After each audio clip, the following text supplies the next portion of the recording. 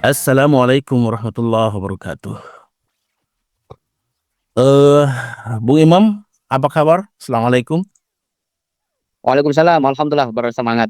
Bersemangat. Apa kalau Ya, kata-kata Anda itu yang khas sehat dan bersemangat. Ya. sehat dan semangat. Nah, pagi ini atau pada kesempatan kali ini saya ingin mengangkat lagi tema-tema tentang pengembangan diri karena ini sesuatu yang hari ini menjadi kebutuhan semua orang. Kita semua harus berubah, kita semua harus selalu progresif. Sebagaimana kata hadis itu ya, hari ini harus lebih baik daripada hari kemarin dan hari esok harus lebih baik daripada hari ini. Nah, ini kan proses perubahan, proses pengembangan diri.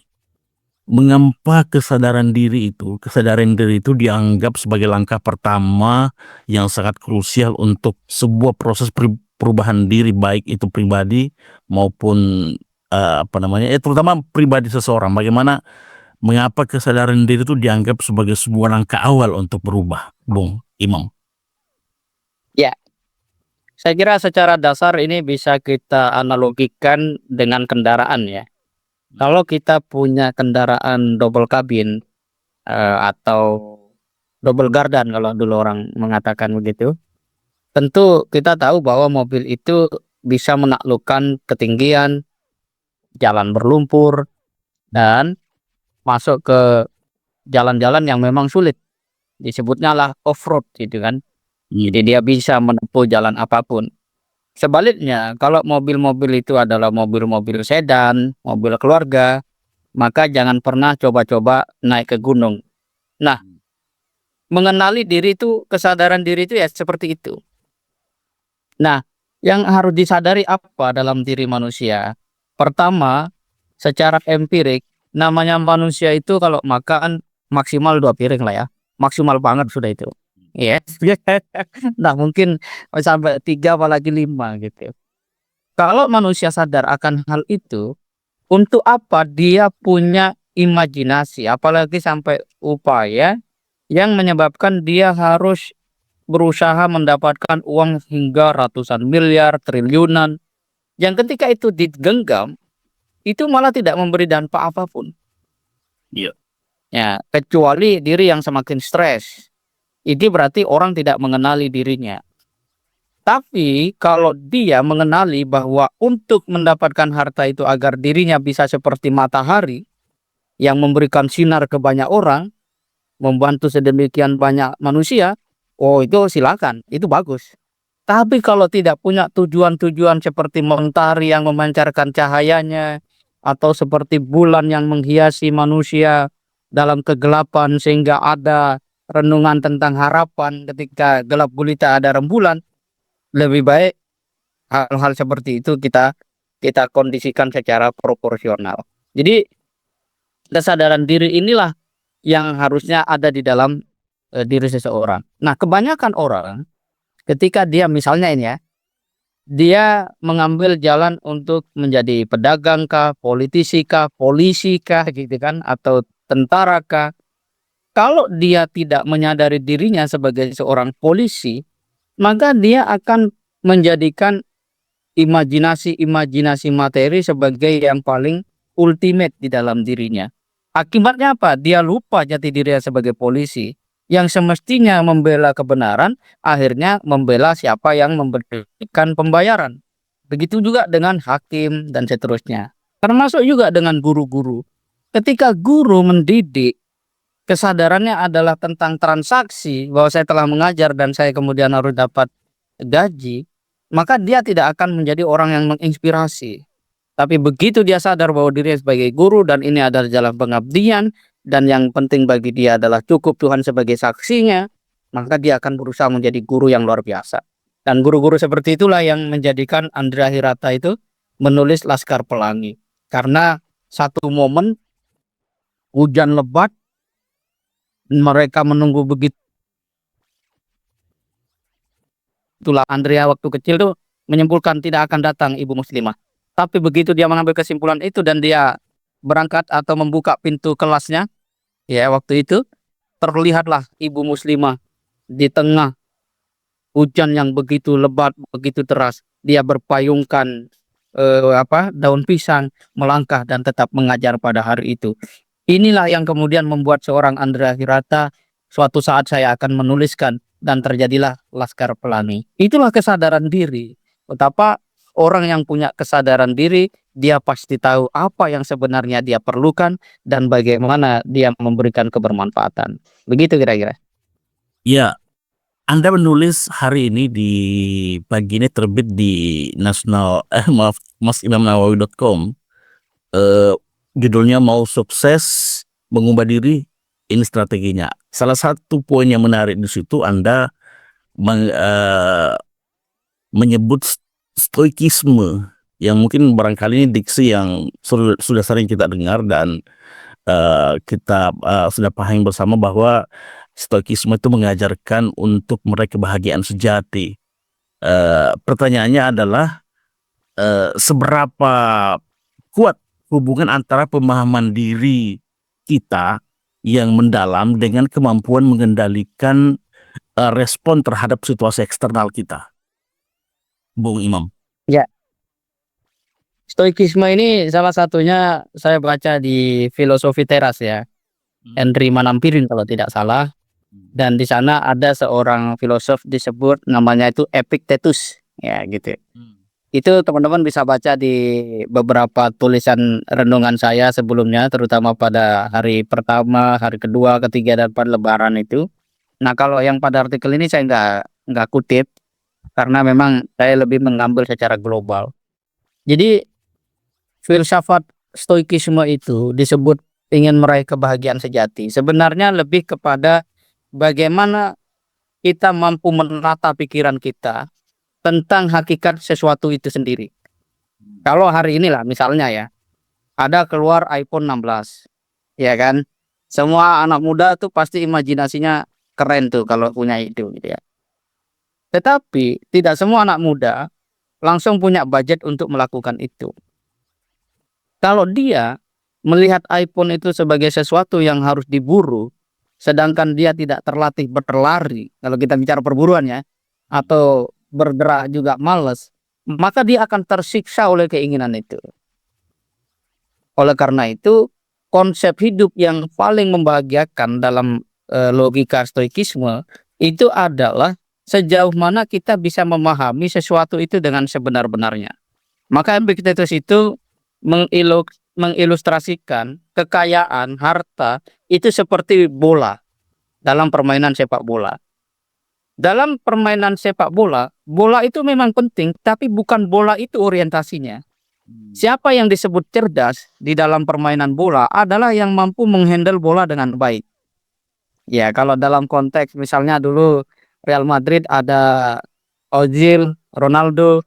Ketika Ozil punya kemampuan memberikan akses dan Ronaldo mampu mengkonversi gol, maka bukan bola itu yang dipuji karena dia gol, tapi orang-orang yang bisa mengelola bola itu menjadi sebuah kemenangan. Dalam kata yang lain sebenarnya harta itu, kekayaan itu bukan sesuatu yang penting bagi manusia.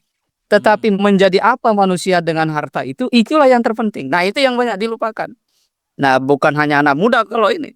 Para pejabat yang umurnya sudah 60 itu masih juga terkooptasi oleh satu pemikiran bahwa dirinya akan gembira, dirinya akan bahagia kalau uangnya banyak. Dan karena itu praktek korupsi itu menjadi hal yang kemudian sulit untuk kemudian mereka cegah di dalam diri mereka. Nah, kenapa mereka masih memandang bahwa korupsi itu membahagiakan? Ya karena seperti pemain sepak bola, mereka tidak pernah mau berlatih nendang bola, tidak mau berlatih berlari, tapi inginnya datang ke permainan bola, ke lapangan, dia hanya ingin memeluk bola itu sendiri. Itu menjadi sebuah kelucuan. Tetapi kelucuan dalam konteks itu saat dia merugikan orang lain, disitulah dia menjadi orang yang tidak berguna, ya bahkan tidak bernilai gitu kan, tidak bernilai. Nah, itulah yang salah satu yang diajarkan oleh Stoikisme. Nah, kalau di dalam konteks filsafat Islam, ya, pendekatan Islam dengan metode filsafat memahami harta, maka sebenarnya semua yang fana itu tidak memiliki guna. Nah, itu apa namanya? Aksiomanya seperti itu. Semua yang fana itu tidak memiliki guna. Termasuklah harta, jabatan, kekayaan dan seterusnya. Tetapi dia akan memiliki daya guna ketika dijalankan, digunakan untuk memberikan manfaat kepada orang lain. Oleh karena itu dalam Quran itu orang yang imannya itu bukan sekedar lemah, palsu, adalah dia yang tekun dalam ibadah tapi tidak peduli kepada anak yatim, tidak peduli kepada tetangganya yang kelaparan dan seterusnya. Itu artinya apa? Kebahagiaan manusia sejatinya adalah ketika dia bisa seperti mentari, menyinarkan cahayanya, membangkitkan seluruh makhluk di bumi untuk bergerak, atau dia seperti rembulan, membuat orang punya imajinasi, punya harapan meski dia di dalam keterpurukan. Kira-kira begitu. Iya, luar biasa, Bung. Ini akhirnya menarik saya kepada apa yang sering disebut dengan validasi atau afirmasi. Artinya kadang orang kemudian apa namanya, memaksakan kehendak-kehendak irasionalitasnya hanya karena ingin validasi. Artinya dia tidak mampu mengendalikan sesuatu yang di luar dirinya, Bung. Ini bisa dijelaskan nggak, Bung, dari perspektif Stoikisme, bahwa Ya. ada masalah apa di situ sebetulnya dari apa namanya, validasi diri dengan kesadaran diri itu, Bung? Ya, oke. Ada satu ungkapan menarik sering muncul di beranda itu ya, media sosial. Kita tidak hidup dari pertanyaan orang lain, tapi kita hidup dengan jawaban kita sendiri. Itu menunjukkan bahwa mau seperti apapun orang lain berkata-kata, itu tidak boleh membuat kita berubah. Karena begitu kita berubah karena komentar orang lain, kata-kata orang lain, itu berarti kita tidak memiliki prinsip dalam hidup. Tidak punya sebuah goal, tidak punya tujuan, tidak ada cita-cita. Kalau bahasa Anies Baswedan yang dulu sempat viral itu adalah dipuji tidak terbang, dicaci tidak tumbang. Nah, orang-orang yang membutuhkan validasi adalah orang yang hidup seperti air di atas daun talas.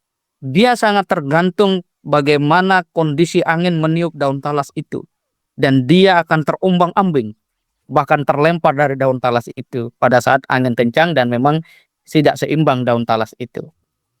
Orang yang punya kepribadian, dia tidak butuh dengan sebuah atribut pencitraan dan seterusnya, itu dia tidak perlukan. Kenapa dia tidak memerlukan itu? Ya seperti buah durian. Dia tidak akan pernah mendatangi orang-orang yang ingin durian. Tetapi orang-orang yang memang punya keinginan pada durian, durian yang terbaik pasti akan didatangi oleh banyak orang. Kira-kira seperti itu. Nah, dalam konteks ini sebenarnya validasi itu kan supaya orang diakui gitu ya, dianggap punya nilai gitu ya. Sebenarnya kalau kita ingin diakui atau dianggap punya nilai, kita tidak perlu untuk menjadi orang yang kesana kemari mencari perhatian. Tetapi kita perlu menjadi orang yang setiap hari meneguhkan kekuatan kita. Apa kekuatan terbaik kita? Dalam konteks sebuah ilustrasi empirik, ada ungkapan yang mengatakan kita perlu belajar dari pohon bambu katanya. Untuk tumbuh, pohon bambu itu memperkuat akar-akarnya hingga 1 tahun katanya. Tetapi untuk menjadi tinggi, itu butuh waktu 1 minggu atau 1 bulan setelah akarnya itu kuat. Artinya, apa kekuatan diri kita? Itulah yang akan menjadi nilai kita. Begitu kita tidak punya fokus, tidak punya arah, ya jelas kita tidak akan punya nilai. Mungkin kita akan eksis di mana-mana, tetapi eksis di mana-mana tanpa sebuah basis yang kuat, ibarat kata ada rumah tapi dapurnya tidak dibuat, maka dia akan mengalami istilahnya pengeluaran yang sangat besar. Berbeda kalau kemudian rumah itu ada dapurnya dan dapurnya itu fungsional, jelas dia akan lebih murah untuk kemudian melakukan proses-proses konsumsi. Nah, dalam konteks sejarah kita bisa lihat tuh hadirnya kisah Nabi Yusuf alaihissalam. Nabi Yusuf itu kalau kita perhatikan, dia berada dalam kondisi yang selalu teraniaya, bahkan hingga masuk ke dalam penjara.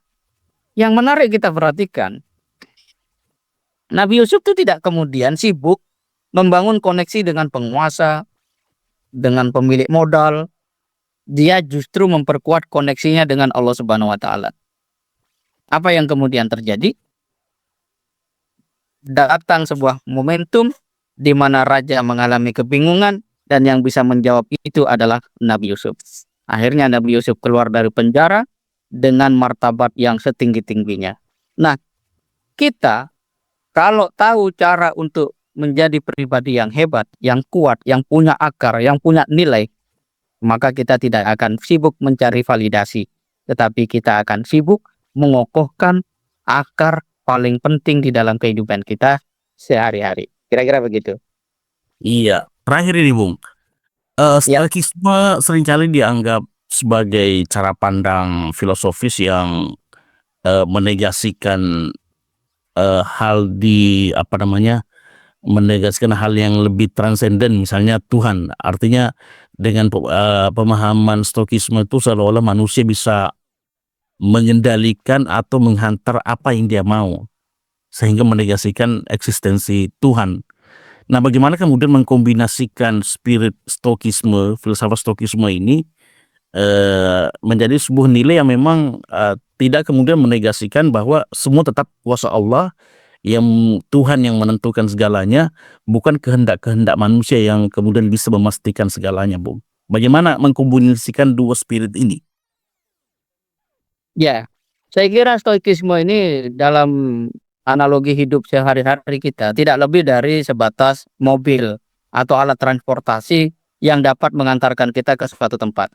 Misalnya, saya ingin ke Bogor. Saya punya 5 alternatif.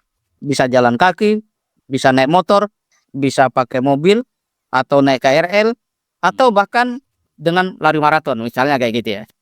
Nah, stoikisme itu salah satunya. Oleh karena itu yang namanya filsafat, dia bukan sebuah sistem nilai. Dia adalah sistem kendali di dalam memahami sesuatu. Nah, ini belum banyak orang yang mengerti itu. Tidak ada filsafat yang bisa jadi sistem nilai. Apakah stoikisme bisa mengatur kita tentang bagaimana kalau kita ingin makan mendapatkan berkah? Itu nggak ada. Tetapi stoikisme mengajarkan kepada kita tentang bagaimana cara kita merespon sesuatu, terutama yang tidak sesuai dengan keinginan kita, lalu kita dapat menemukan jalan terbaik dalam meresponnya. Itu stoikisme, dan itu juga filsafat-filsafat yang lain.